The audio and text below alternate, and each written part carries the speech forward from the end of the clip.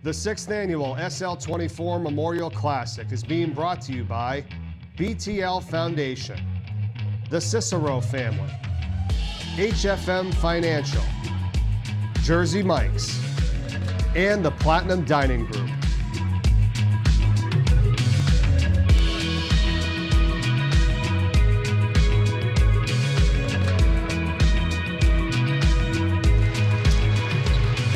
We welcome you to the Chase Fieldhouse in Wilmington, Delaware for the start of Game 5 of 6 here today. St. Elizabeth's, the Vikings taking on the Howard Wildcats. You're watching the 6th annual SL24 Memorial Classic, and we're excited to bring it to you here. We've got one more game after this one today. Salesianum and Sanford coming your way at 8 o'clock to close out this outstanding weekend of raising money for the SL24 Foundation. And the way you can do it is by going online to unlockthelight.com/donate, givebutter.com/SL24 Classic, or you can scan the QR code with your phone. And what a great game we've got for you here, and an awesome guest as well, Zach Ryan, who is the Executive Director of the SL24 Foundation, joining us alongside of Bill Harmon, Mike Corey. Great to be with you. Good to see you, my friend. Good to see you. Hey. Zach, great to have you with us. Thank you so much. Thanks for all that you're doing right now. This has been awesome, and I know you just started last summer, but in the whirlwind of time, tell us what we've got to at this point and how much this means to you and what you guys have done. Let me tell you, the most powerful number is 107 people have come through our doors, actively suicidal, and young people, peers, have been able to give them life-saving support and get them the professional help they need. And I mean, that number says it all, but over 24,000 people have been through the doors in just 3 years. I mean, there's so much to talk about. We're going to be spreading into Kent and Sussex County. Every day, I'm amazed by the work of young people helping young people. I think the big deal of this whole thing is that those 107 people actually came through the door, right? I mean, and it's because of events like this, right, Mike? I mean, right. This is such a big basketball event, but awareness event too. What a great day it's been here. We got the number one team in the state, right, Bill? And the number one player potentially as well. Absolutely. St. Elizabeth's off to a 13-0 start. Mike Cassidy's done a great job with his team, and you're going to love watching Aiden Tobias. And he is a multifaceted scorer, plays really good defense, and an excellent offensive rebounder. He's got the ball right now for St. Elizabeth's, controlling, as you said, 25 in white. They swing it to the corner, and a three goes up, no good. Tobias with the offensive rebound finds the cutter, and a whistle. And a foul here called on Howard. Aiden is really long. He's active on the glass. He moves extremely well. This guy is a high-powered player. He has improved every season. Started as a freshman, Mike, worked his way up to this greatness that he's got right now. Stevie Nixon Jr. controls it here for St. Elizabeth's. Shut off on the block, try to get it to Tobiasen. Instead, picked up by Tobias Reese. It doesn't go, knocked out of bounds. And it's going over to Howard. Zach, how about how this event is going so far here this weekend? Well, the crowds are amazing, right? The energy's electric. We are filling these hallways, these seats. And that's really important, too, because we've gotten booths out there with a lot of education. We've got the team from St. George's. We have students talking about mental health, spreading awareness, and the message is spreading. And it's really powerful. We've had so many people come up with their personal stories and kind of modeling that vulnerability here at the event, a basketball event. More than just a game, that's what we've talked about, and it certainly is. Doing a great job here this weekend. This game and one more to go. Bill, what do you expect here from St. Elizabeth on the offensive end with this talent that they have? Well, St. Elizabeth runs a 5-out pass cut fill, pass screen away. They run a few stagger sets for Tobias and others, and they love isolations that they're using right here with Tobias. And Howard plays very aggressive man-to-man. This game expects to be up and down. They want to both play at a very high pace. And they force the turnover here on Tobias. Well, here's the isolation. They clear aside. He works typically to his right hand to drive it, and left hand up into his jump shot. Howard the other way. Jamal Johnson controls it, gives it up now for Bryson Lane. That's a three, and that's good. And they're on the scoreboard first here. Lane, only a sophomore, has really picked up the scoring for Rashawn Matthews Sr.'s team. He can drive it. He loves the three. And this is a team that is unafraid of any shot they face. Zach, what about Tobiasen? Well, we rightfully so are talking a lot about his game. but I had the opportunity to talk to him and interview him the other night, and there is so much more to this young man. Like you said, it's more than a game. He was talking, again, about that vulnerability. He's talking about the stress and pressures that athletes face. And him doing that as a leader on this team and in this community, so important. We spent a lot of time with the players over this past week doing those messages, talking about what it means to them and some of the struggles that they're going through, and I think your point is so well taken. That's been the difference this year, Bill, about getting the players to talk and understand, hey, what do you need help with? Are you going to talk to someone? How can you help maybe one of your friends? And now everybody's being able to relate that much better. 30 years ago, that would have never happened. Right. But certainly foundations and people like Zach and Chris Locke have really brought this out into the open. People are now dealing with it, confronting it, talking about it. And I think, Zach, you'll agree, communication, absolutely the most important aspect of it all. Most definitely. And we're using social media to, change the narrative, change the message. But it's also social media. A lot of these players talked about that, the pressure of social media. You miss a shot, a big shot. You break down on defense or whatever the case may be, a failure in your eyes, rather than just picking yourself back up, everybody's talking about it. And not everybody's talking about it in the right way. And these players are saying, please, remember we're human beings as well. And not to mention that most of them are 14 to 18-year-old young men and young women, obviously, when the women are playing, which makes it, to me, even more important that people utilize the social media in the correct manner. Tion Jenkins drains a three, as previously Tobias was called for his first personal foul for St. Elizabeth. So an interesting start here for them. We played almost 3 minutes, and Howard leads it 6-0. St. Elizabeth's yet to score. You see the ways to donate on the screen. As we said, unlockthelight.com/donate, givebutter.com/SL24 Classic, or you can scan the QR code with your phone right now. Zach, big thing about this event this whole weekend, too, is also the online auction. We're on our way to 10 o'clock p.m. with that. We got a lot of great stuff. I know that's one big way to help donate and raise money for the foundation. Yeah, don't you want to go to Antigua? I do. mean, yeah. We want to go on trips. There are trips that are still, they have low bids. You can soar above those low bids, and you're going to have a trip. There's also autographed items. I would recommend looking at that. And then all of those prom packages. For your high school or your senior, class of 2024, get them that prom package with that tuxedo. Go on to unlockthelight.com and check it out. Scroll down and click auction. Finally, the first basket. Stevie Nixon Jr. scores it. Usually a quick starting team is St. Elizabeth's. They failed on a couple of turnovers and a couple of ill-advised long shots, but Nixon is really aggressive around the glass. He's a driver of the ball and a very good defender. As you said, Bill, St. Elizabeth's 13-0 on the season, undefeated. Battle for the ball here. It's a jump. Possession arrow stays with Howard. Obviously early in the first quarter here, 4:23 to go. Howard leads at 6-2.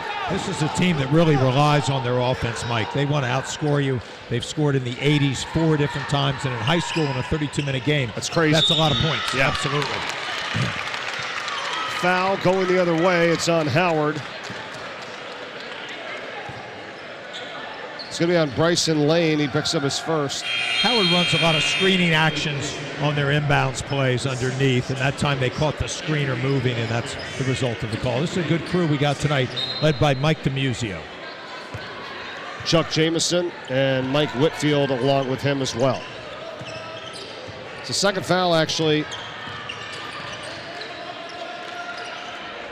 on Lane. For Howard, back the other way, quickly inside for St. Elizabeth's. Not there by Julius Wright. And R.J. Matthews Jr. has it. To the inside. The runner is no good. Tobiason's got it. Looking ahead and overthrows Julius Wright.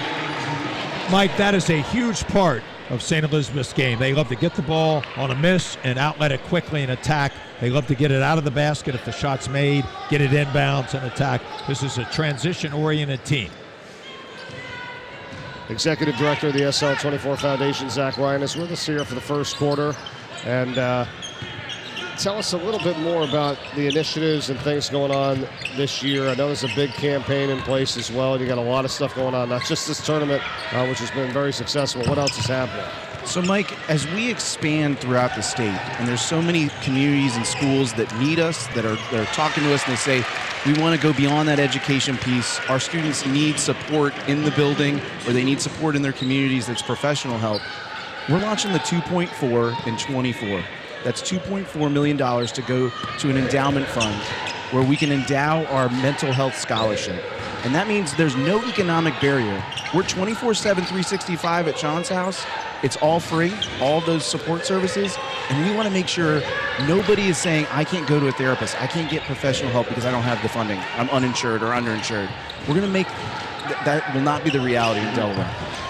That's huge, and that has always been a big sticking point as well. Look at this nice basket here for Stevie Nixon Jr., and we're tied at 6. But, yeah, take away the money aspect of the reason, like, oh, I don't know if I can afford this. Like, hey, you don't have your health, you have nothing. So I think it's great for you to be able to do that, and that's going to last for the rest of the time. Well, and what about the snowball effect, too? I mean, if you're already stressed or high anxiety and now you can't afford the care you need, we want to eliminate that from students, families, young people. Right. It would just certainly add to it and make matters worse.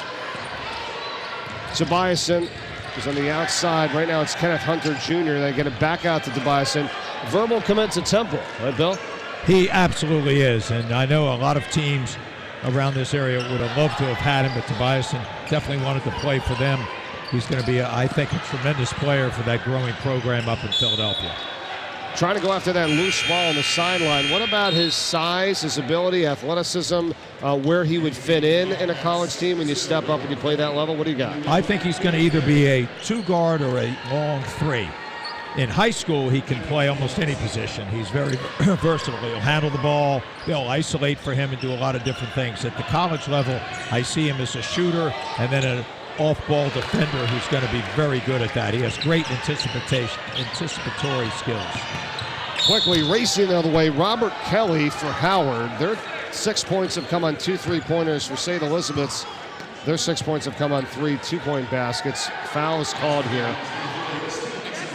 Stevie Nixon Jr. picks up the foul for St. Elizabeth's. Interestingly enough, early on, St. Elizabeth's relied on some other players, Wright, Hunter, and Tobiasen has only had that one isolation play on the right side where he tripped and the ball went out of bounds. So they looked for him to come off some stagger screens. They may post him up, and he loves to get going in transition. Zach, what else? What other important messages people got to hear about here this weekend? I think the most important thing is always our why. And so my personal why, I've lost family, an aunt, an uncle, and over a 14-year education career, I lost 6 students to suicide. You know, that's personal, professional. And I remember 6 years ago, the loss of Sean. This family, I've experienced that tragedy in my family. This family and this community created this, and it really changed the narrative. And so I want you to know that those little conversations that happen after this tournament, that changes the narrative. Keep talking.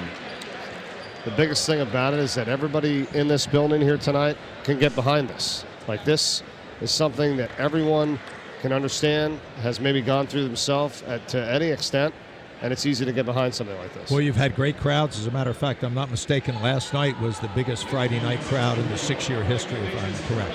That's what I'm hearing. I wasn't here every single year, but it looked like it. It felt like it. Well, the energy I have been, certainly and was it there. was certainly a terrific, energized crowd, especially Confirmed. for the last game. There you go.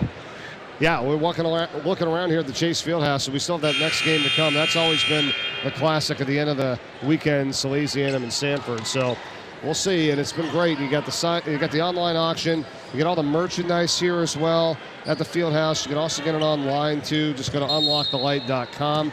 We talked about the totals and the money raised. I mean, throughout the first 5 years, over $1.6 million. Last year, $527,824 was the number. We can't wait to see what's been brought in this year to help the cause, and Chris Locke will announce that at the end of the third quarter of the next game. Yeah, and you just saw the donation button there, the QR code. I really suggest people go on there and donate. And I say that because, again, it's a 24/7 facility. and everything is free, and it is amazing services, and we're giving these meals, these gather and grow dinners. All this is free. We know young people are going to come in for that food, and they might come in a couple more times just for some fun and some snacks, but that last time might be the time that they need to talk to somebody when they're in crisis. 136 West Main Street in Newark, Delaware for Sean's house. I'll add to that here as you're watching an 8-6 lead for Howard, and they control the ball inside. Runner doesn't go. St. Elizabeth's has it. You also have Sean's rooms being set up around the state as well. I want to talk about that real quick as St. Elizabeth's has tied it up here with Julius Wright. St. Mark's High School, the warehouse in Wilmington, soon to come St. George's High School. Tell me about that. So it's a mini Sean's house, right? So what we're doing is we're talking to these communities, and they're saying, hey, we need this mental health. We're a mental health desert. And when we're talking about the East Side community or the Riverside community, actually communities that are really serving Howard and St. E's, it's a mental health desert. There's no services. So having a space in that community that's really accessible to people, it's so vital for the mental health of these young people. Zach, another thing that I think is really emblematic of the growth of this entire foundation and the movement, the number of volunteers that were available for this weekend, over 200. Overflowing. Yeah, I think it They had helped to turn people away. Right. Yeah. We put it out there. Basically the volunteer page was just full within a day, I think. Wow. And let me tell you, it helped my heart because we were able to staff all the booths, everything we needed. That's phenomenal. Yeah. What a play here. Corey Herring scores it for Howard. They're up 12-8 as we got 10 seconds remaining in the first quarter. Zach, so awesome what you're doing. I think the staff is incredible. You got a great team here. I'm excited to be a part of it. We're having a fun weekend. And listen, congratulations. You, your wife, Maggie, expected your first child, right, on February 19th. So you kind of got a little bit going on here. Right. I mean, my head's spinning, but it's all good things. Yeah. It's all good things. And I model it too. We have people that I can talk to. And so when it does get stressful and there's a little bit of anxiety, there's always somebody to talk to. That's great. Thanks so much for everything, man. We'll see you soon. Thank you. Zach, thanks for all you do. Thank you so much. All right, Zach Ryan, the Executive Director of the SL24 Foundation, joining us here. We have reached the end of one. Back with the start of the second quarter. Howard and St. Elizabeth's right after this.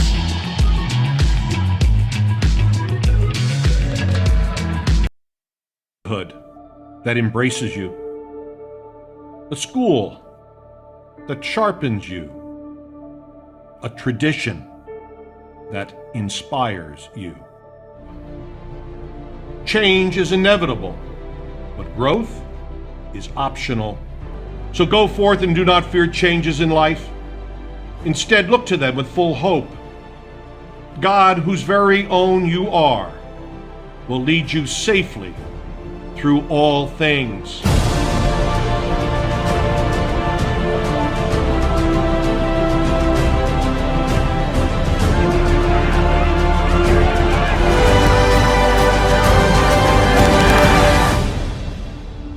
We all have a vocation. We must believe that God has called us to fulfill a special mission that no one else can accomplish.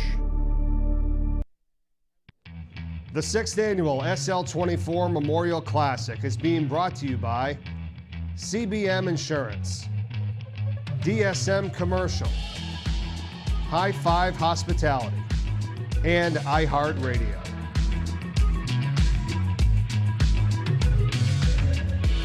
Game 5 of 6 of the 2024 6th annual SL24 Memorial Classic. Chase Fieldhouse, Wilmington, Delaware. This is St. Elizabeth's taking on Howard. And the start of the second quarter coming up here with Howard leading 12-8 over St. Elizabeth's. Mike Corey, Bill Harmon, and now Declan Landis joins us as well.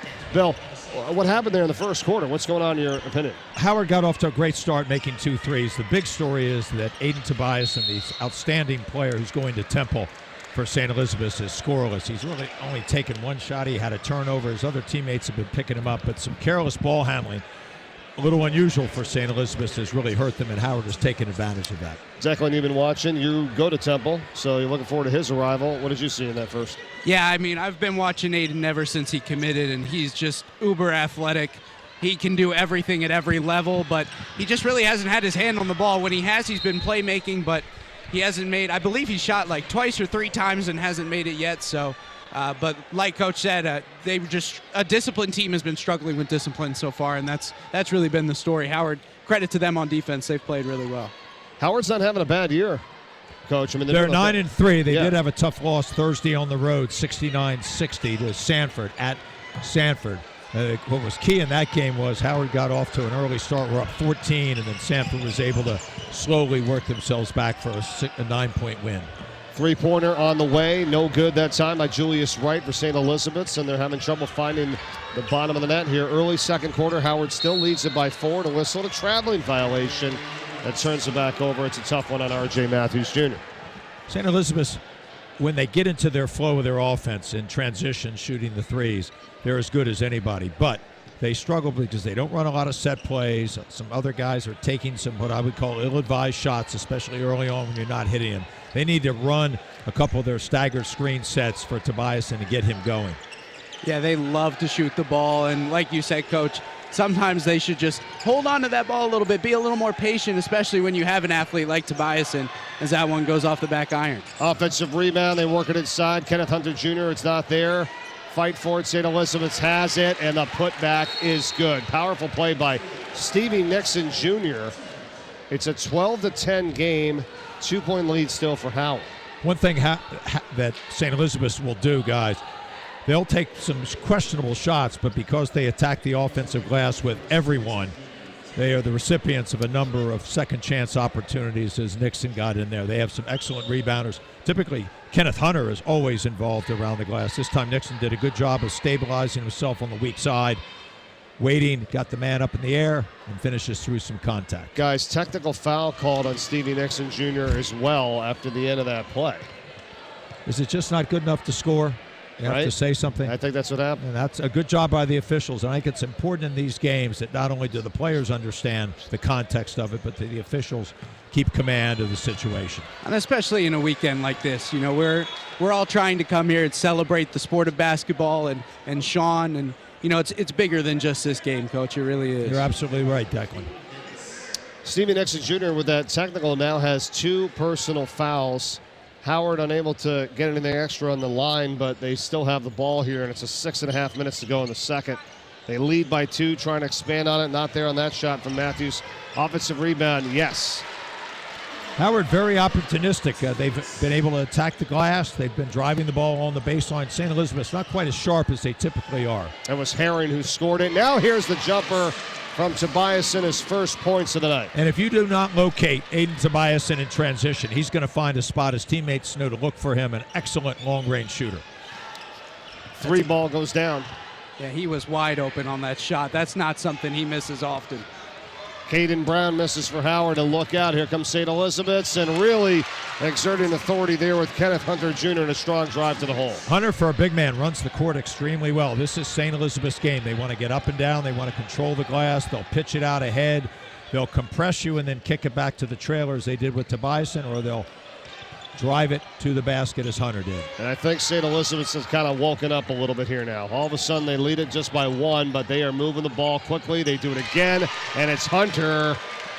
And we talk about Tobias, and I don't know about Hunter. This guy's pretty darn good, too. Well, Hunter's a very physical player. He's a tough matchup because typically you're going to put your best exterior defender on Tobiasen, but Hunter deserves credit. He has played very hard. He's good in the mid-range, has a number of threes on the season, and a terrific rebounder. He's got 9 points already here in this game. Long 3 the other way for R.J. Matthews Jr. for Howard, and they needed that. We're tied at 17. The quarterback for their very fine football team, Rashawn Matthews' son, who's the coach, Rashawn Matthews Jr., has not been playing a lot this season. Good to see him back. And a steal, and Nick Basaw was able to get it up the court, and they miss on the 3. The ball is knocked out of bounds, and it's going to be St. Elizabeth's possession. He's like the quarterback in football. He's going to find that tough spot to try to drive it in. And that time, hoping to get on a streak, just missed short. But I'll tell you what, he brings a lot of athleticism and experience. He's a 3-year starter for his father. He's got great vision and great leadership on the court, too. It seems like every time he's on the floor and got the ball in his hands, Howard just gets a little better.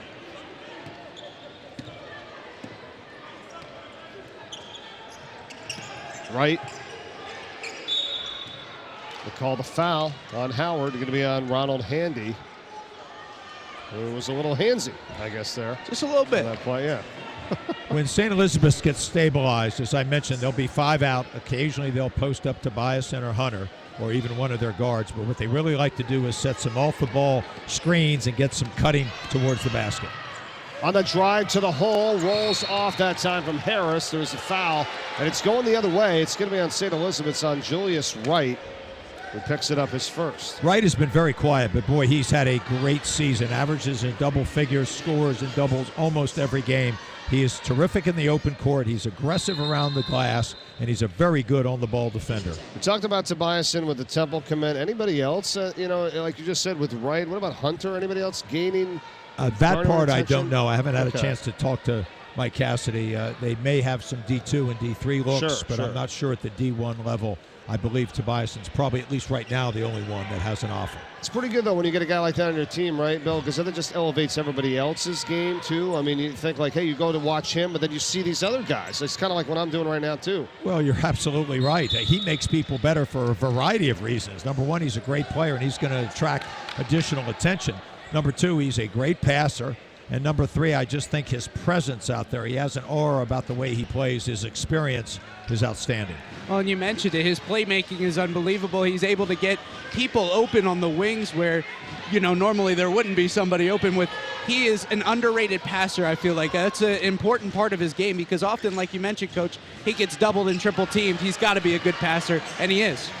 And he's a very willing passer, and a lot of teams' leading scorers are score-first guys. Now, he's certainly a scoring player, but he's also very willing to pass the ball and set up his teammates. Jamal Johnson just put Howard on top, and then they get a steal. This is R.J. Matthews Jr., and he gets the 2. And they're back up 4 here with 3.5 to play in this first half. But right back the other way. 3 ball, Alexander, no, and it's picked up by Corey Herring. And now a tie-up. And look out. Going to separate the players here. Herring got tied up with Caden Harris. It's a jump ball. Possession arrow favors St. Elizabeth's. And the last thing anybody needs is that in a tournament here that is for an awesome cause, and you just gotta keep your cool. Absolutely, and it's incumbent on the officials and the coaches. A good time here to slow things down, let the coaches talk. I was going to mention about Cayenne Alexander, only a freshman. This guy is really quick. He's great in the open court. I think he's still learning his role in the Mike Cassidy offense. Yeah, number 2 in white for St. Elizabeth's. Howard is in blue and black, and they are leading this game right now 21-17 with 3:21 to go in the first half. Thanks again for all your donations. Help us make this another incredible year. All of your donations, the online auction, merchandise, ticket sales, all goes directly to help support and fund Sean's House, the SL24 Foundation, Sean's Rooms that we talked about as well, and of course the mission of SL24 to educate, assist, and support high school and college students battling depression. Yeah, such a wonderful cause, and it looks like cooler heads have prevailed, which is an even better situation, but it's always wonderful to be here out this weekend, and it's even better that we've gotten so many great basketball games to celebrate Sean's legacy. And we actually had a timeout called by Howard before the jump ball. So that's why they've got possession here. So all that was going on when he had the ball. He called timeout before the tie-up. So they're unable to convert. St. Elizabeth's back the other way. Arrow stays in their favor. Tobiasen goes in. He's fouled. He's going to the free throw line. Tobiasen is a high-volume free throw shooter, and he does that a couple of ways. Number one, he's willing to attack the basket with his length. He can hold the ball away, draw contact, he even can finish through that.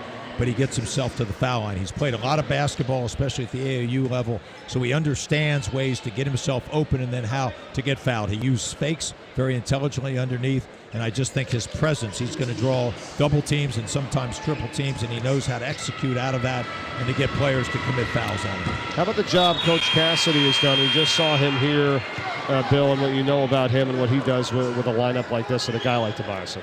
Well, Mike has really done a great job. He took over for Dickie Rago, the longtime St. Elizabeth's coach. He's been around. He was as an assistant, the JV coach, so he's really earned his stripes as he's worked himself up. But I think what he's done best with this team, Mike and Declan, is just get them to coalesce around an outstanding player to play within their structure but also to have enough freedom of movement that they can take advantage of their overall athleticism. And even before Tobiasen really burst on the scene, St. E's is always a competitive team, and I think their biggest thing is they know how to fight. They know how to compete with teams. They might not always be the biggest, the fastest, the strongest guys on the floor, but you know they're going to be able to hustle to the ball, and they're going to find ways to score and remain in games. And I think that's all the credit to Coach Cassidy on that as well. Tobiasen missing both free throws, and then the other way now here is St. Elizabeth's, and here comes Julius Wright all the way to the hole. That's not there, and Bill, you're shaking your head. Well, it's an out-of-control drive. I think sometimes Wright drives to get fouled and not necessarily to score, even to look to pass, and that time a good job by Howard leveling him out, not allowing him access to the basket. Howard, and the shot relocated by Jamal Johnson.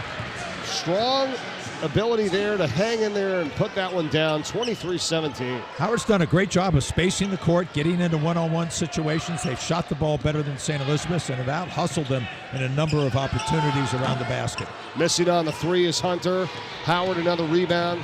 Quickly racing up the floor. It's Ronald Handy. There's going to be also a carrying violation. And, you know, sometimes I get it, right? You want to go in transition, but you just made a great play. You want to take advantage of that, especially with a 6-point lead. Maybe you slow it down slightly there. I know it's hindsight there. Oh, no, you're absolutely right. Unfortunately, especially in this environment, most of these kids have never played in front of a crowd like this or in this kind of limelight.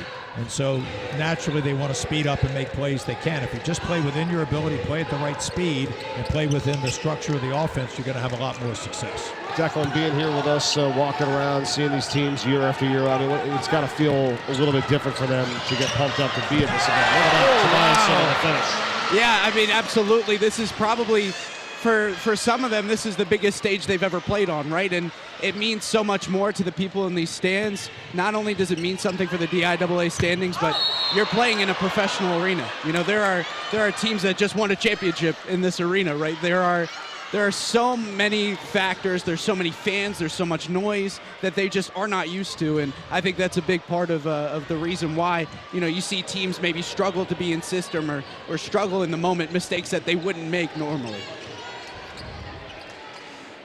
Basaw had got it to Johnson. He got tied up. The call was a jump ball, and it's St. Elizabeth's possession. So they have it with under a minute to go here in this first half. They trail by 4. They work it into Tobiasen. Get it back out to the outside, Hunter. Back to Tobiasen. That's a 3. He got hit. No call. He missed it. Howard's got it. And again, a little dicey situation, trying to go behind the back with space on. He got it taken away. And easy 2 the other way for Julius Wright. St. Elizabeth is as good as anybody in the state of leaking out an off-ball defender when they've gotten a steal and taking advantage of transition baskets. Robert Kelly tried to force it inside and got taken away by Hunter. I think Howard that St. Elizabeth should play for the last shot. It looks like Tobiasen going to be out of control here. They'd have been better off withdrawing the ball, even though they might not go into the half leading. Now there's a great opportunity for Howard to expand this lead right before halftime. Bryson Lane has got a hit right in the face there from Tobiasen, who picks up the foul, and that is his second. That was a smart play, too, on defense. I mean, he planted. Tobiasen didn't even see him. He planted for a while before Tobiasen came into the lane. That's just great defense. And that's what you got to do today, right, Bill? You got to be there. You got to be set. I mean, you can't be sliding in anymore. That's the point of emphasis throughout college basketball. You have to be in a guarding position. You've got to be spread out, and you've got to take it in the chest. Here's a 3 on the way for Howard. It's no good that time by R.J. Matthews. It's knocked out of bounds. Going to stay with Howard. 2.3 seconds to go before the half. They lead by 2. Substitution. Mason Price comes in for Deshaun Holden for St. Elizabeth's. It's going to be Robert Kelly to put it in for Howard. They've led throughout this first half. Inbounds quickly. Shot on the way. No good by Bryson Lane. The follow. And that was Bayside. He goes to the deck. And Howard played tough here. A team that's 9-3 against a 13-0 undefeated St. Elizabeth's team, and it's a 2-point lead at the half. They've taken advantage of the turnovers and inconsistency of St. Elizabeth's offense. They've done a good job against Tobiasen for the most part. Some questionable shot selection by some of the other role players of St. Elizabeth. But give Howard a lot of credit. They're very scrappy. They don't play with a true big man. but R.J. Matthews has been in and been very impactful. I like the way they played the first half.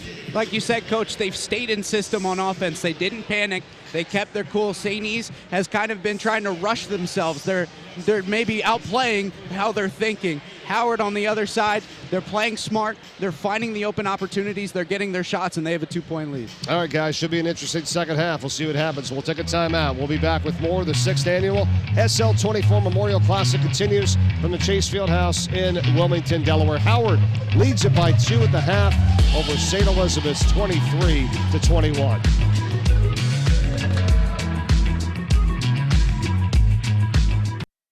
Mental health for athletes is unique because you gotta balance a bunch of things. Your social life and your priorities are like school and sports. Homework after school, practice, how they perform in games, like they might feel stressed about it. You're expected to be able to put 100% on the field, 100% in the court, 100% in your classroom, and I think that's an expectation that really pushes student athletes away from finding help. Learning how to deal with pressure from both sides, like academically and athletically. Athletes go through being yelled at a lot. Coaches can put a lot of pressure on you, your parents even, and yourself mostly. People like text you on social media saying like, why did you lose, or how did you lose, or what happened in the game, and you have to sometimes repeat the same thing, and it makes you think about like why you lost, and you can get down. So it's just all piling up, and I feel like we have it maybe a little worse than others, so I think it's important for us to talk about it and have an outlet. We struggle with opening up about our emotions and our well-being, because we feel like as athletes we're supposed to take that on to the chin and keep pushing for it each day. They'll have a lot of opinions from other schools or people about their performance in games, and that can impact how they personally view themselves. There's usually a lot more than you see than just on the court. There's a lot of stuff in the locker room, a lot of stuff at home that you don't get to see. The status quote of an athlete is that they're strong and they don't show emotion, which is not true behind closed doors, something that we need to take seriously. Feeling alone and not having support on and off the court, sometimes they feel like people don't understand, or maybe people don't go through what they're going through. You can almost approach your mental health as a sport. That's the first thing you need to train your brain, you need to be prepared, and I think that a lot of people will put training themselves for a sport, the pressure of their family and coaches before bettering themselves. We hold a lot of things in that we need to share with somebody that we trust, and we should be our own advocate, and we should speak up and express how we feel, because it is important for us to get help.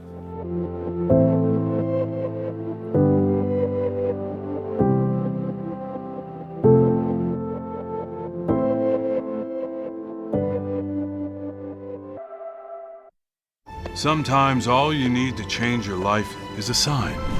Like an actual sign that's like above you. And no, I don't love B-dubs just because I'm a buffalo with wings. Frankly, that's offensive and reductionist. It's like they made beer into a place and gave that place sports and chicken wings. And the people, the best. Marty! You're dead weight! Yeah, this place is kind of like heaven. You know, without needing to get hit by a bus. Let's go sports bar! Partnerships built on relationships. That's our motto at CBM Insurance, and those words guide everything we do. We provide the best possible service experience because our focus is on the relationship first. When you join CBM, you join a team with an average of 20 years in the insurance industry, long-standing relationships with our carrier partners, and deep roots in our community. We stand ready to be your trusted partner and insurance advisor. Jersey Mike's slices your sub right in front of you, see? The slicer, the meat and cheese, it has a rhythm. This is the rhythm of the slice. The slice, oh yeah. The rhythm of the slice. This is the rhythm of the slice. The slice, oh yeah. Order for Danny? Sliced right in front of you. It's a Jersey Mike's thing. A sub above.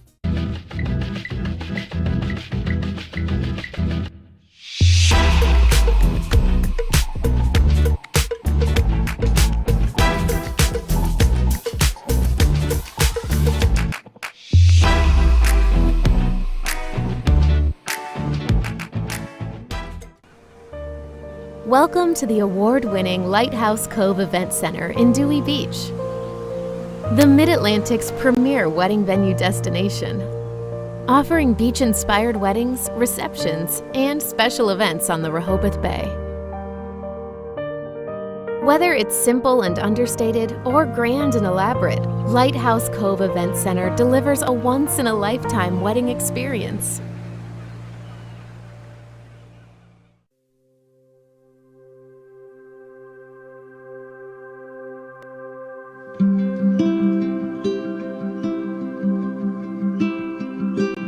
.136 is the same and different for sure. Just looking around, much cleaner. It's come so far between just the renovations.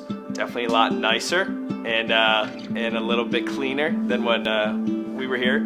If you were going to West Main Street, there was always something going on at 136, whether that was coming in to hang out or, you know, bring a couple friends over and we'll hang out back. People came here to hang out with Sean Locke, and it doesn't hurt my feelings to say that. People want to come hang out with me. No, people want to come hang out with Sean Locke.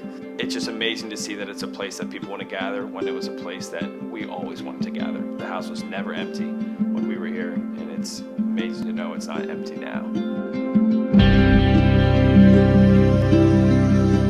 That weekend before, we had rented a house in Dewey. We all played in a local, in a golf tournament down in Bethany Beach. All of our friends were there. We had a great weekend. And then Wednesday, you know, mid-afternoon, you get the call. So none of us saw it coming. It hurt, obviously. It's something I'm still not over, right? You do think, like, what could I have done? Did you see any signs? Did you see it coming? And I can confidently tell you myself, Mr. Locke, everyone will tell you the answer is no. None of us saw it. That's what makes it so bad. The disease that is so bad is just people don't feel comfortable coming out. Before Sean's passing, there was kind of a mental image you would think of, or I would think of, when I thought of somebody who might be suffering from depression. And when Sean passed, that to me was an eye-opener because he was the polar opposite of that. It was definitely one of the hardest times of our lives. And I think it made us really realize that, like, hey, we got to be there for each other. I would say everybody that I know in Northern Delaware knows about Sean's house. That holds true to what it was when we lived here. It was always a place that you could just walk in, walk through, hang out, you know, walk out the back door because it was always open, just like it is today. When Sean passed, it was a tragedy and it was devastating and it kind of really crushed a lot of people. But being able to turn that into something so positive, his name is living on every day in amazingly positive things. As college kids, this was a place that we wanted to come to, we wanted to be. We had some of the best memories in college inside these walls. It's amazing that it's helped so many people because it helped us when we were in college.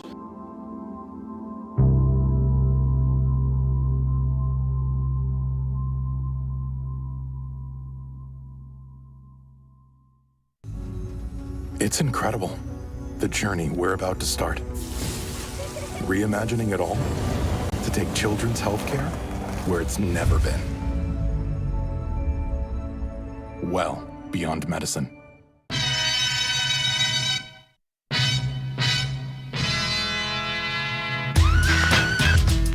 Jump around, jump around, jump up and get down. Jump, jump, jump, everybody jump, jump, jump, jump, jump, jump, everybody jump, jump, jump, jump. I'm going to St. Mark's. Put that on your billboard. Hi guys, my name is Mia. I'm one of the peer leads here at Sean's house and I'm here to talk to you about self-care today. So self-care is something that is extremely overlooked, but it's also extremely important to your own routine. It actually isn't that difficult to do either. It doesn't have to be an overcomplicated or time-consuming practice. It can take as little as 1 hour every day. Sometimes it can help for you to make your own go-to list of personal activities that really bring you joy and help rejuvenate yourself, get your body moving. It can be something such as watching a funny movie with friends, listening to music you enjoy, taking time to eat a nutritious meal, or even just go for a walk around your block.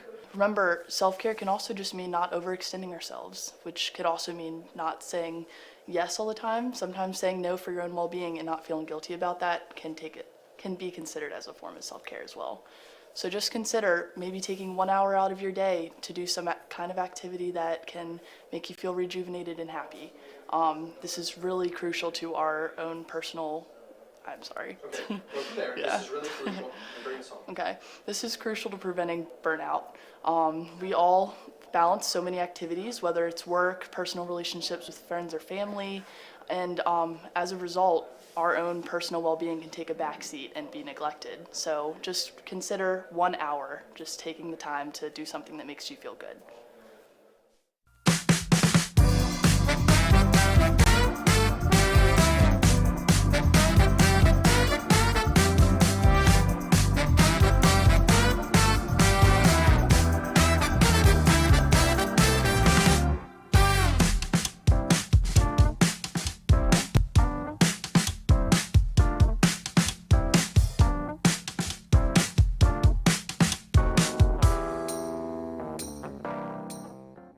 Tavernic Rustic Italian. It's Platinum Dining Group's take on authentic rustic Italian cuisine. Think of it as kind of returning home to grandmom's house. Sauce on the stove, meatballs simmering, warm, crusty coal oven pizzas coming out of the kitchen. It's our way of welcoming you into our home, our kitchen, and just kind of filling your bellies with a whole lot of love and good stuff. We're located right on Main Street in downtown Newark. Looking forward to seeing you soon. I know a lot of people. I know a lot of people through my kids, through my wife, through family, through friends. I'm open about my previous struggles. I kind of hid my recovery days because it wasn't accepted.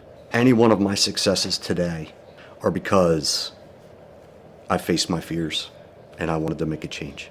This is a great resource for many kids to get a second start, a second chance, and to face their mental health issues. It's important to mention the changes in how people are encouraged to talk about suicide when we talk about prevention. We're all familiar with the term committed suicide. This wording is no longer recommended. When you hear the word committed, you often think of things like a crime or a sin, things that have a really negative connotation. We want to avoid using this language that may cast judgment on people who are experiencing these symptoms. This judgment that could be cast would reduce the likelihood that they would actually reach out for help. So instead, we use terms like died by suicide, ended his or her life or their life, or killed his or herself. We always want to avoid words like success or failure when we're talking about suicide attempts. Those words seem unsuited when discussing the painful tragedy of suicide. As difficult as this suggestion might sound, if you were discussing suicide with someone who is struggling, you want to try to say the word suicide with the same inflection you might say the word ball or pizza. Why, you might ask? This is because the person in front of you is already struggling just to talk about this aloud. You want to convey that you can have this conversation, and also that they don't need to take care of you or minimize their thoughts or feelings on your behalf. Although challenging, this sets up the best environment for a person to share. Warden Taylor, LLC, real estate law firm, specializes in real estate settlements. Let us help you settle on the home of your dreams. Wills and trusts. Let us help prepare for you and your loved one's future. Business formations. Keep yourself and your business safe by forming an LLC or corporation with us. Warden Taylor, LLC. Bringing our experience to your experience. The 6th annual SL24 Memorial Classic is being brought to you by Kevin and Marion Healy, the Marta Shelley Restaurant Group, Nemours, and Salesian.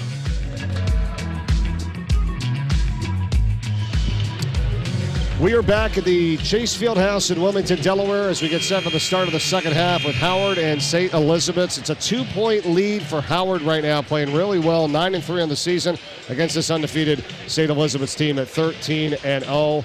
Alongside Bill Harmon, Mike Corey, pleasure to be joined by Carl Girigi. the founder and CEO of the Platinum Dining Group, board member for the SL24 Foundation. Great to see you, man. How you been? Thanks, Mike. It's a pleasure to be here. Carl, it's great to have you Coach, with us, as always. Always well to see you. You were just saying, isn't this amazing? What's it from your perspective now here as we're in year 6 of all that you guys started 6 years ago? It really is incredible to see the response from the community and the surrounding area. When I think of the first year, this really came out of a comment in November of 2018. And 2 months later, we had a basketball tournament that has grown to what you see here today. And it's really just been really unbelievable. That's what I was thinking, too. The first year, right? I mean, you guys came together late in the end of 2018, lost Sean in July, and then in February, this tournament has begun, and it's just gotten obviously bigger and better every year. But I thought year 1 was incredible for everybody to come together the way they did, considering the timing and how quick it was put together.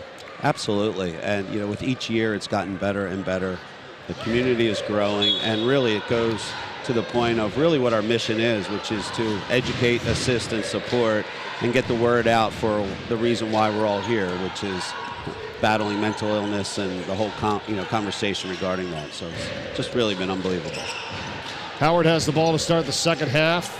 Missing on the 3, Tobias in the rebound. I mean, your organization has certainly been so generous with this, whether it's, not only financially, but donating food, right, resources. You're obviously a good friend to Chris and everything that's gone on. How much does it mean to you, and why do you do what you do? It's a call to help. So obviously, having a personal relationship with Chris and Sean, we were devastated. And when Chris, took the initiative to say we need to really battle against this, my commitment to him was anything that's at my disposal is at yours. So whether it's time, money, resources, food in some cases, I just let him know that I was by his side and to do whatever we could possibly do to help. Carl, I don't know about you, but 6 years seems to have gone by almost in a blur. It's amazing what the organization has done, thanks to people like you and the board, but it really is a special situation here that we have in Delaware and the way it started to grow out of that. Absolutely, and it's so indicative of really the Delaware way. The community, the state. It's such a small, but group of people in it, and the way that things just kind of spread, and the community takes off with the idea. It's really has just been amazing. Good movement here by Howard on the offensive end. It's Tion Jenkins, works it over for Nick Besa. Just over a minute gone by in the third quarter. We're tied at 23. High-level game here between these two. Howard trying to pull off the upset here today. A lot of time remaining. Carl Giorigi is with us, the founder and CEO of the Platinum Dining Group. Big supporter of the SL24 Foundation on the board and been a part of this since day one. I remember a conversation that you and I had probably a couple years ago now at Sean's house, sitting on the couch, just talking more, the business and things that have changed, since COVID and all that. What about for you and your staff and the people, and how different it is now, where we're all probably more understanding, and what is this person going through, and how can he better help everyone, and we're not as quick to judge. Am I correct in that? 100%, Mike. So much good can come out of some really trying and challenging situations, and needless to say, COVID really affected the entire world. And I think what it did is it really raised everyone's awareness to mental health in general, because even those who do not suffer from the disease were suffering in their own little way because of the changes that COVID brought about in our society. Yeah, it was already bad enough, right? And then that, certainly didn't help, and I think that's why having this tournament and really working hard to get the message out and getting people through the doors of Sean's house and talking about it is certainly helping, because before they weren't going to get that help. We talked about 107 people coming through the door in a suicidal situation that were saved. I mean, that's pretty impressive. When you look at the numbers and what Sean's house is doing on a daily basis, it really is unbelievable, the help that we're providing the community. I think one of the great things about Sean's house, Carl, among many wonderful things, is the fact that it's open to such a wide age group. Basically, anybody can come in. I think they really like to focus on 14-26. But speak to us a little bit about that. You know what, Coach? That's so interesting because just 2 weeks ago I got a text from a friend who was concerned about her friend's son, and he's 28. And when my friend reached out to me, she said, I know they only accept, people up to the age of 25. And I said to her, well, no, that's kind of just to create a little bit of structure, but we would never not let anyone in our door. And I'm happy to say that that person did reach out, and we're currently working with him to help deal with the things that he's going through. St. Elizabeth starting to take over a little bit here now as Stevie Nixon Jr. goes in and scores. Prior to that, it was 5 straight from Julius Wright, who's got 7 this quarter, and it's now 30-23. St. Elizabeth's lead by 7 with 4:37 to go in the third. That's the explosive capability of St. Elizabeth. They have so many players that can score in transition. They're very good in the half court when they get driving lanes. And, of course, when you have Tobias and attracting so much attention, that opens up angles for other players. So they're playing at a much higher level, taking better care of the ball, and I think Howard has to get themselves a little bit more organized, take some better shots, and see if they can't defend these drivers of St. Elizabeth.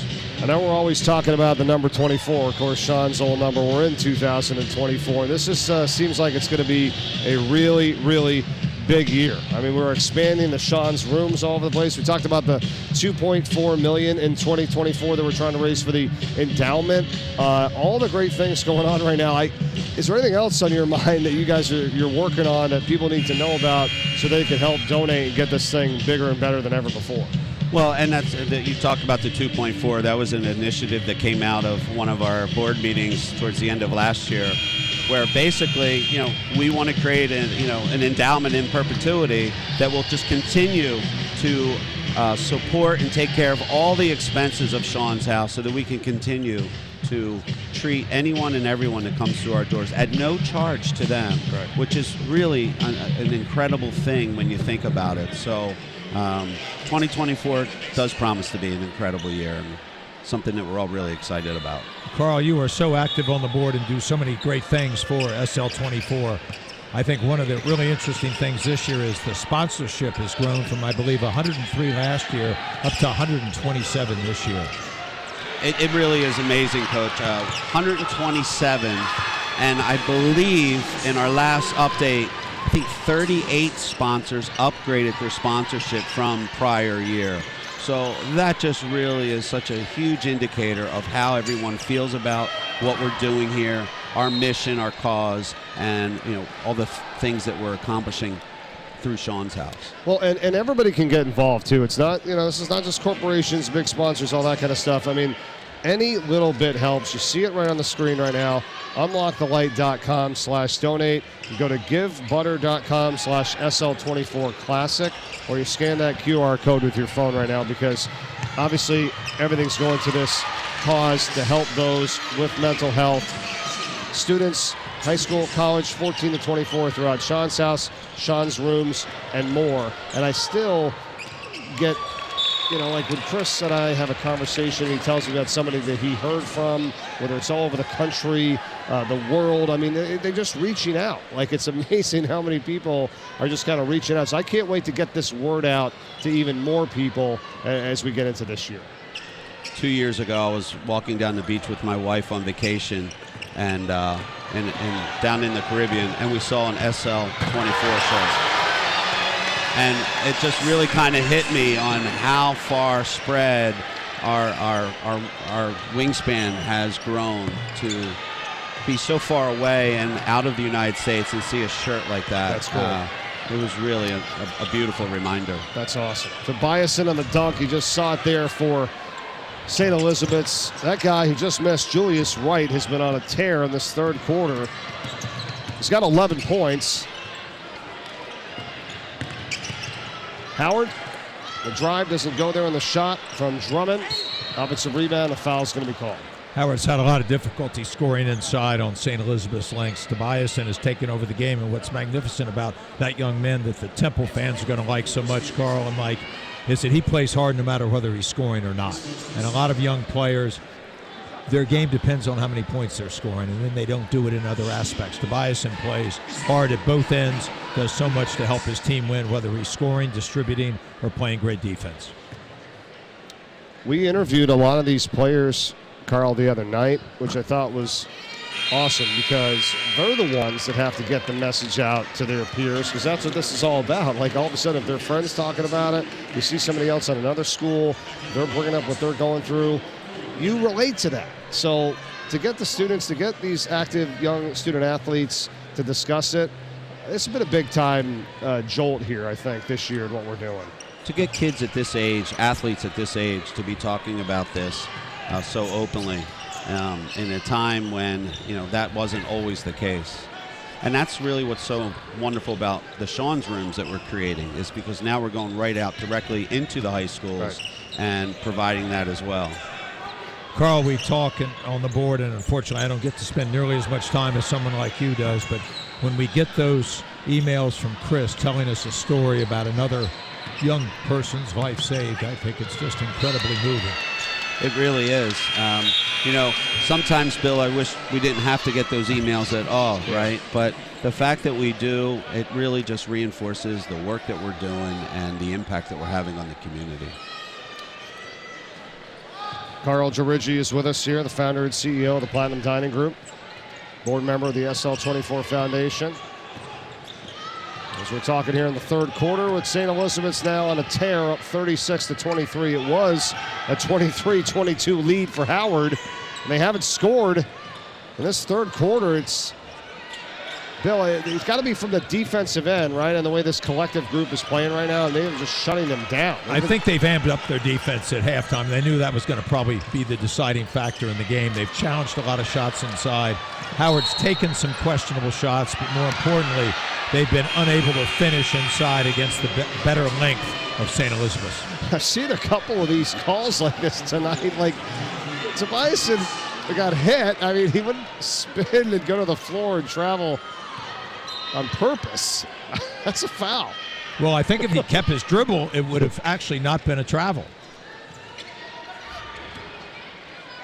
I'm very pro-official, though. You know that, Bill? I mean, I go and you and I both, Mike. I talk to him before. They've never made a bad call against my team. Yeah. Is that why you're not able to be on the sideline? I have to scout. Here's a three from Tobiasen. It's no good. Rebound by R.J. Matthews Jr.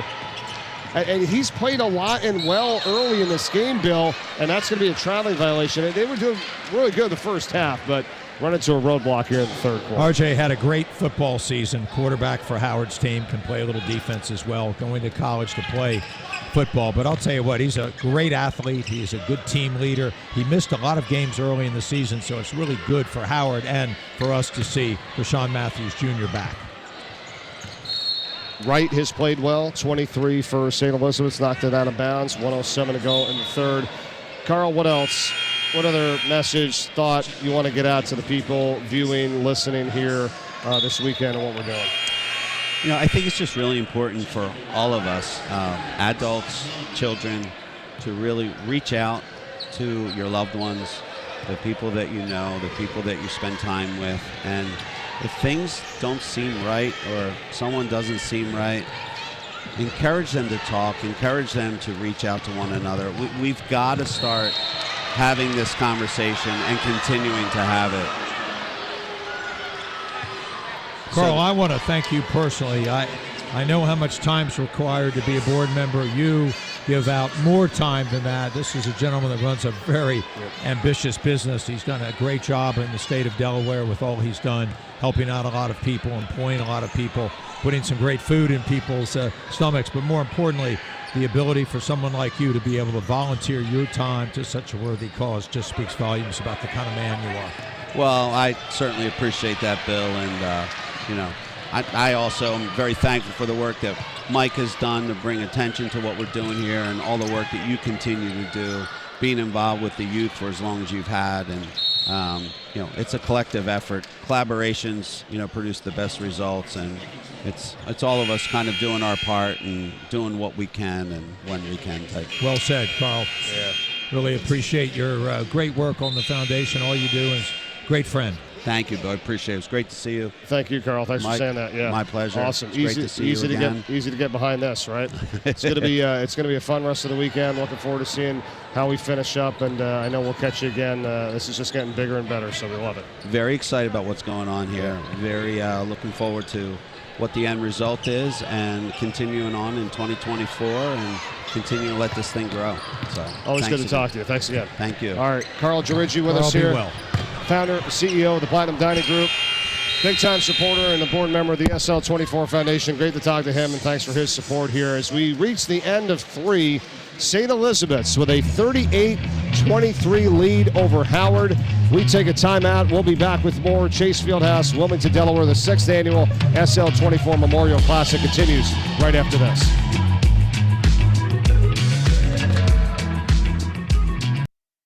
Marks, we understand the unique power of each student.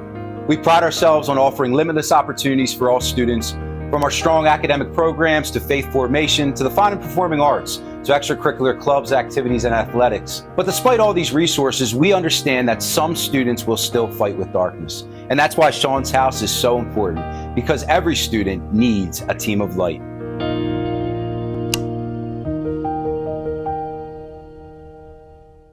Tavernic Rustic Italian. It's Platinum Dining Group's take on authentic rustic Italian cuisine. Think of it as kind of returning home to grandmom's house. Sauce on the stove, meatballs simmering, warm, crusty coal oven pizzas coming out of the kitchen.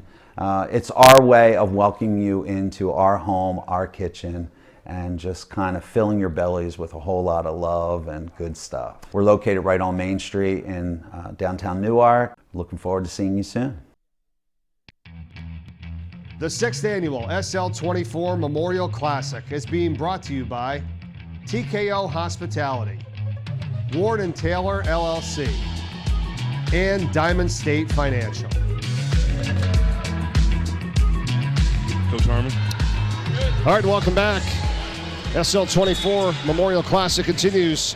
4th quarter, St. Elizabeth's, Howard, we're underway. Great talking to Carl Giriggi. Great stuff from him and the support from his organization with this foundation, along with Bill Harmon, Mike Corey, and Barnett Harris back with us. One of Sean's best friends, as we're here in memory of Sean Locke, passed away in July 18th, 2018, and the SL24 Memorial Classic continuing here, year 6. What has happened to Howard on a finally get a bucket here? I mean, that 3rd quarter was disastrous. Well, St. Elizabeth started playing like they have played all season long. They were great in transition. Their defense got amped up. They finished inside, and they forced Howard to make a lot of mistakes and play very fast. Took them over 13 minutes to score, and they were scoring pretty well in the first half, and that was just unlike them. They were cold as ice in that 3rd quarter.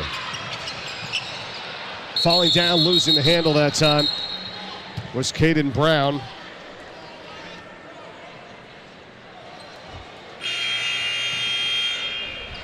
Mike, you talked about Barnett being Sean's friend. He was also his longtime teammate, and he's got some terrific stories. They played in Spokane together in the NCAAs, where Sean scored a point. He had a foul shot in against Michigan State at the end of the game. A lot of great memories out there, and I was there at the time with Scotty Klatskin calling the game. How special was that? It was amazing. And until I graduated from law school, that was the most memorable moment of my life. And like I remember that entire week from the actually maybe like a week and a half from the time we won the CAAs until after the game was just an unreal and undescribable experience for me. We on TV during Selection Sunday, we get a charter plane to take us out to Washington. We get a security detail. We're practicing when people are watching us practice and asking us for autographs. It took every young I hope kid's you sold dreams. your autograph, Barnett, and didn't give it away. I should have turned it into. You know, it was an awesome thing that you guys got to the tournament finally, first time in a long time, and it's like, okay, I was hoping for a little bit better situation of like a 5-seed Michigan State team that was actually picked to potentially win the national championship. Like, wasn't a great situation, right? All the way out there. Okay, Mike, I'm still not over this. So there were 2 teams that we wanted to avoid. And a decade later, I can say this: it was Michigan State and Louisville. And both of those teams got the 4 seed. When we were 13, we were really good. That's right. It was 13-4. Yeah. And Michigan State and Louisville both were one of the last 2 opponents we would play, and we happened to draw Michigan State a year they won the Big Ten. Right. They not only should have been a 1 or 2 seed, but they won the Big Ten. They had a couple injuries, which had given them a few losses, I think, in the regular season. So they're like, oh, yeah, you're a 4 seed. But it's like, yeah, but everybody's back on this team as actually a projected potential national champion. So it was a very bad draw, if you will. And that was a really physical team. They could play in the half court. They could play in the full court. Really tough in transition. Your old head coach was in a couple weeks ago. Barnett coaching now North Carolina A&T. It was great to see Coach Ross and his lead assistant, who was also his lead assistant here at Delaware, Jeff Rafferty. Yeah, that's right, Coach Raff. And the two things about that game is, with all the cards stacked against us, we still played a pretty good game. It wasn't that bad. But at the under 8 timeout, it was a 5-point game. But we ran out of runs, and we could not find a way to stop Adrian Payne. Oh, nice shot here from Bryson Lane for Howard. Trying to mount a little bit of a comeback here. It's an uphill battle, but they've got it into single digits now at 9 with 5:31 to play in the game. Lane is an outstanding sophomore. He gets up and down the court well. He can shoot the 3 as he just did. But this young man has played a lot of basketball for Rashawn Matthews Sr., and he's just evolving every game I see, improving. Does a lot of great things to help his team. All right, so remember the ways to donate: unlockthelight.com/donate, givebutter.com/SL24 Classic. And when we put up that QR code, there it is. You can scan it with your phone and help us raise money for the SL24 Foundation and the mission to educate, assist, and support high school and college students battling depression. We've heard a lot of the great numbers here, and we want to just continue to push them up as much as we can. We'll have a total for you coming up in our final game tonight from the co-founder of the SL24 Foundation, Chris Locke. We've got the merchandise. We've got the online auction, which goes at 10 o'clock p.m. Just go to unlockthelight.com, scroll down, click on auction, and see over 85 awesome items, signed jerseys, helmets, footballs, 8 island vacations, Rolling Stones package, prom packages and swag bags from the high schools. It's awesome. So check that out on our way to 10 o'clock p.m. when that closes. One more game after this, Salesianum and Sanford. That comes your way at 8 o'clock p.m. Eastern Time. Howard here, though, getting bumped underneath, not able to get the basket. That was Robert Kelly initially, and then they score the bucket here on a putback and a timeout. On that lob pass down at the other end that was unsuccessful, Tobiason got hit in the eye, and the officials did not hold the game up for him. Howard was able to advance 5-on-4. Tobiason coming out of the game to deal with that injury. Yeah, so they're going to check on him. Drummond put the ball back in. So Howard is down 7, and now Tobiason's out. So what happens here if Howard can try to get some back-to-backs going? Well, they've done a great job defensively this quarter. They've defended the lob well. They put better ball pressure on. St. Elizabeth just has to slow down, take good shots, and make sure they get some opportunities at the free throw line. That's a good look from Harris. It doesn't go. It's tapped around, and Howard's got it. Let's see how long it takes to potentially get Tobiason back into the game here. Well, he's down with the trainer at the moment. They're working on one of his eyes. I think he got poked in the eye. I don't know if he wears contacts. That could be an issue as well. This Howard team is down 13 points. It's now 7. Trying to cut this over halfway through this fourth quarter, and the ball is loose, out of bounds to St. Elizabeth's. Now, you love hustle plays like that. Both players were first to the floor, one from Howard, one from St. Elizabeth's. But when you get the ball in that situation, you can't stand up because that'll be a walk. But you don't want to execute out of it right away. You want a teammate to come to you, shorten up the pass. That time, unfortunately, just a little too excited down on the floor and created the turnover. Both of these teams are playing hard, they're playing physical, and they're forcing the refs to call a tight game or let them play. It's going to come down to the wire, and you're going to have, as Lane draws the foul, both teams are playing really hard. It's been a really physical second half, and they're going to make you earn each point you get.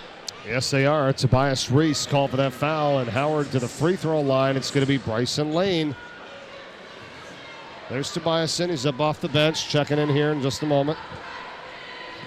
Well, this game has been played at the tempo that favors Howard, even though they want to get up and down the court as well. Nobody in the state does it better than St. Elizabeth's. 4 times scoring over 80, scored 83 against Salesianum, one of the best teams in the state with terrific personnel. So this team can light it up. Not as sharp here this evening, but they're fighting to hang on here as Howard ekes back in with these foul opportunities, scoring without the clock moving. Coach Harmon, I know he's like a really athletic and gifted player, but coming off of a little injury, if you're Howard, when you get back in your set, do you try to go at Tobiasen to see how he's doing? I'm not sure I would target him to go at him. I think he looks like he's okay. They're not going to put him back in the game. I mean, that might be the case if it was a lower body injury, but this is with one of his eyes, so I think they'll just play it straight up. And Tobiasen is he's played 4 years for Coach Cassidy. This guy is really tough-minded. He knows he's going to play at Temple. I had a feeling he's going to be fine and would probably welcome somebody trying to go at him in this case. Herron with a foul. Each team only has 1 team foul here in this fourth quarter. And guarding Tobiasen is Jamal Johnson, number 10. He's fired up. He's right in his grill. Not only that, he was holding him. That should have been an intentional foul. Both officials looked at it and did not make a call. And instead, driving through is Stevie Nixon Jr., and he gets the 2 for St. Elizabeth. Well, Nixon got St. Elizabeth's going early on. He's been instrumental in their 4 game. A really good defender who's been able to score more recently. 3-pointer, Herron. That is way off. Air ball. Oh, and then being shoved out was Bryson Lane by Tobiasen underneath the basket, and he's like, where's the call there? And a lot of activity and a lot of contact underneath.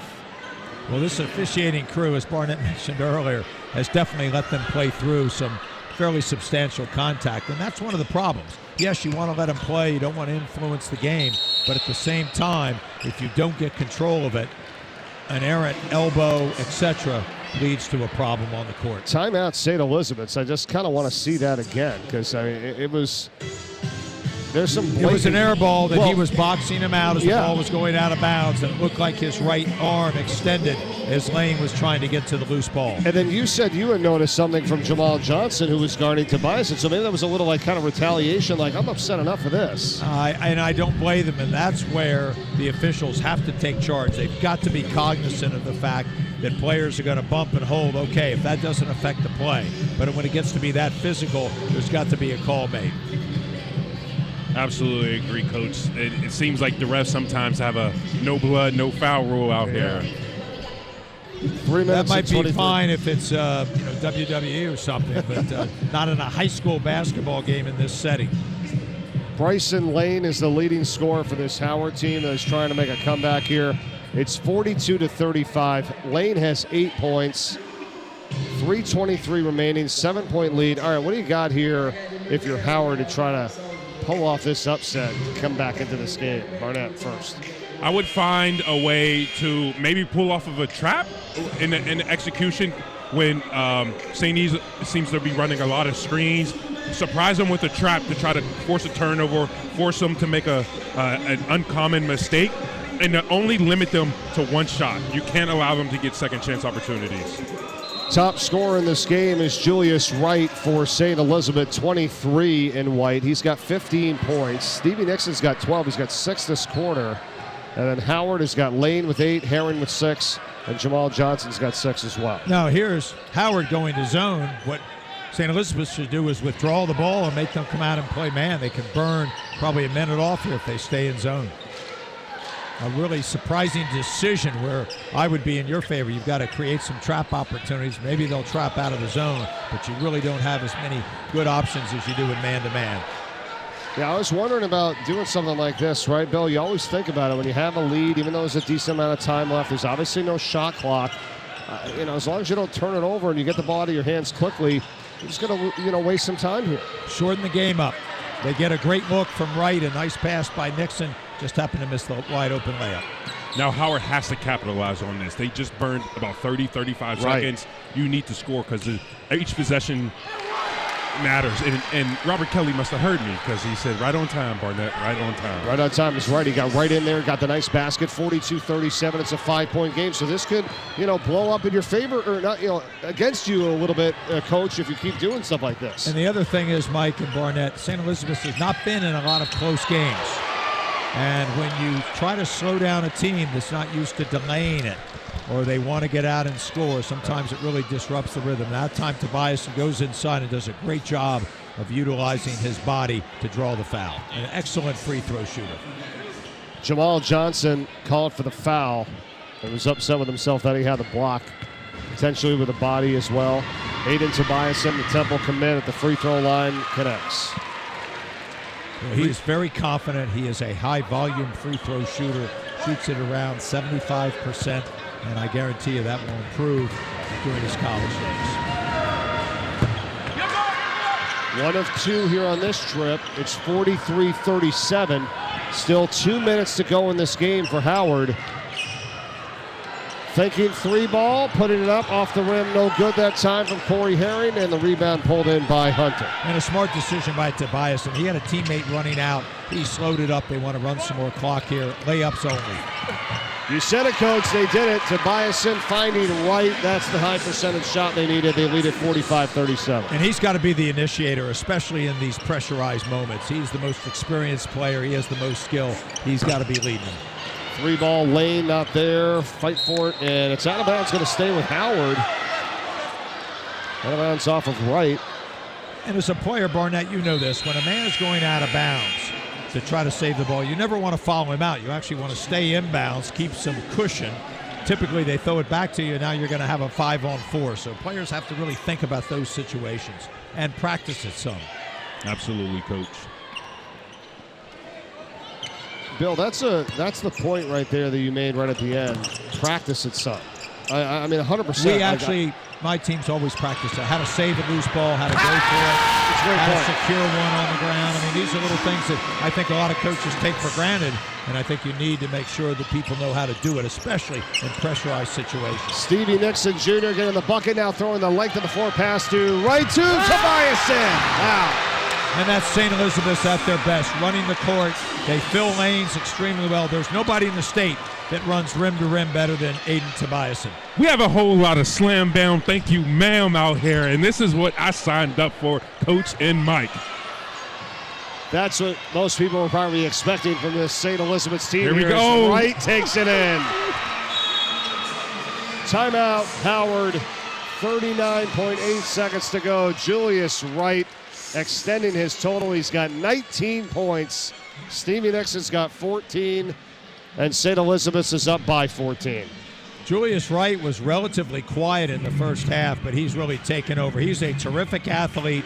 He's a straight line driver. His three-point shooting has improved as the season goes on, and he's incredibly disruptive with his quickness and his basketball acumen. A lot of highlights there for St. Elizabeth's. Good shots, guys. And it's not just Tobiasen, as we talked a lot about, but for good reason. But Julius Wright tonight, 23. And Stevie Nixon Jr., number 4, we just saw him getting up there. That's what makes it a number 1 team in the state, right? One guy, sure, you got to have the compliment, Coach. You're absolutely right. They've got any one of their 5 starters, and actually 2 guys off the bench can get them double figures in any game. And that just makes it so difficult to defend a team that has that many scoring options. And then when you have an outstanding player like Aiden Tobiasen, it doubles up your defensive issues.